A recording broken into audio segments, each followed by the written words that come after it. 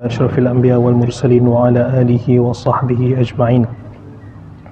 سبحانك لا علم لنا إلا ما علمتنا إنك أنت العليم الحكيم ولا حول ولا قوة إلا بالله العلي العظيم.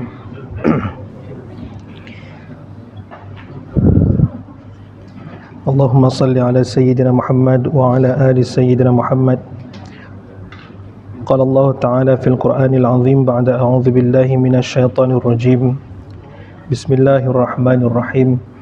وأقيموا الصلاة وآتوا الزكاة وأطيعوا الرسول لعلكم ترحمون. وقال الله تعالى في القرآن العظيم. أعوذ بالله من الشيطان الرجيم.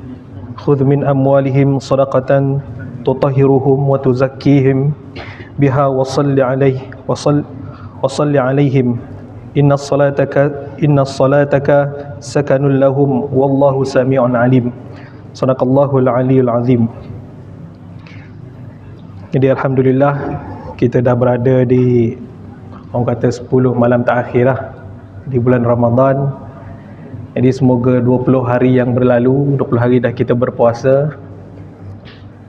Daripada hari pertama kita berpuasa tu, semoga setiap hela nafas kita waktu dalam bulan Ramadan ni Allah Ta'ala terima segala amal kebaikan kita, segala amal yang kita lakukan. Mana yang kurang tu Allah Ta'ala terima walaupun ada cacat celah. Jadi insyaAllah kita ni hamba yang pendosa. Jadi setiap Bani Adam, setiap anak Nabi Adam ni adalah orang yang berdosa. Jadi sebaik-baik orang yang berdosa ni ada orang yang bertaubat, Nabi kata. Jadi insyaAllah setiap masa kita isilah, lagi-lagi dalam bulan Ramadan ni, bulan yang penuh berkat ni, kita isilah dengan istighfar, isilah dengan penuh orang kata pengharapan dalam ibadat kita, satu-satu perkara yang kita lakukan. Baik, daripada ayat yang saya bacakan tadi, kita nak sentuh hari ni tentang zakat. Zakat ni dalam ayat yang saya baca tadi tu, khudh min amwalihim sadaqatun, ambillah sebahagian daripada harta mereka itu menjadi sedekah. Yang ni di sini syahidnya adalah zakat. Supaya apa? Supaya dengannya engkau membersihkan mereka dari segala dosa dan mensucikan mereka daripada akhlak yang buruk, dan doakanlah untuk mereka kerana sesungguhnya doa kita ini menjadi ketenteraman bagi mereka. Dan ingatlah bahawa Allah Subhanahu Wa Taala itu Maha mendengar lagi Maha mengetahui. Kalau kita dalam bulan Ramadan ni memang familiar dah, kita kena tunaikan zakat. Ini kita panggil sebagai zakat fitrah. Zakat fitrah ini difardukan pada tahun kedua hijrah juga, sama dengan difardukan berpuasa dalam bulan Ramadan bagi umat Nabi Muhammad. Jadi zakat fitrah ni tak kira lah dia tu lelaki ataupun perempuan, sama ada dia orang dewasa ataupun kita panggil senior citizen ke, warga emas, ataupun dia dewasa, kanak-kanak ke, remaja ke, semua dah kena keluarkan zakat fitrah. Wajib ke atas setiap umat Islam. Siapa dia lagi? Dah tadi tu umat Islam, lelaki ke perempuan ke, orang dewasa ke, orang muda ke, baby sekalipun kena bayar zakat fitrah. Jadi orang yang kena bayar zakat fitrah ni satu lagi, orang yang dah sempat masuk dalam bulan Ramadan pada tahun tersebut. Kalau lah katakan ada baby yang lahir, dia lahir hujung-hujung bulan Ramadan, dia lahir waktu asar sebelum berbuka puasa.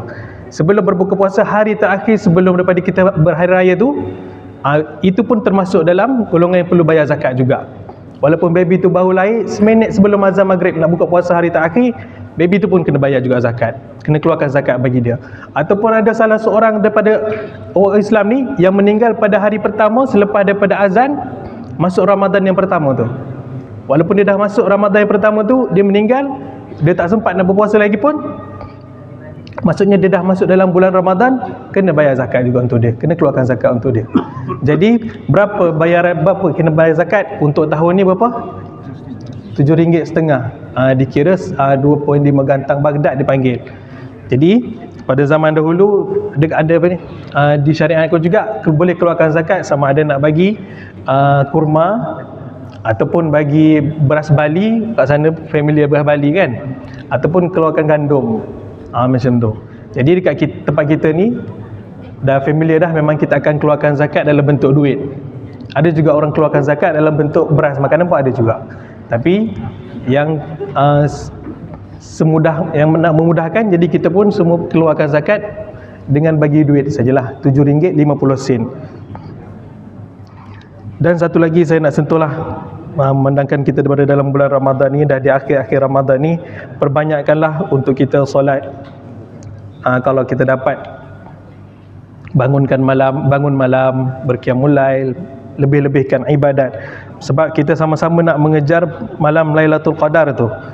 Jadi satu amalan yang mudah nak beramal dalam bulan Ramadan ni, kalau nak dapatkan pahala qiyamul lail, Nabi SAW kata, siapa dia yang solat berjemaah solat fardu isya, umpama dia beramal separuh malam, dia hidup dia berqiyamul lail separuh malam. Dan siapa dia yang solat fardu subuh berjemaah, umpama dia berqiyamul lail separuh malam juga.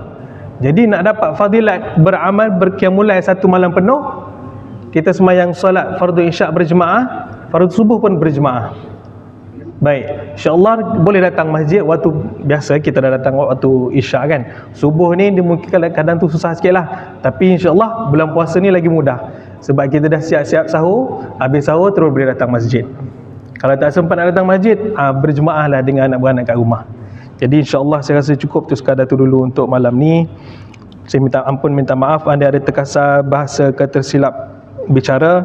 Apa yang baik itu datangnya daripada Allah Subhanahu wa taala, dan yang kurang itu daripada kelemahan diri saya sendiri.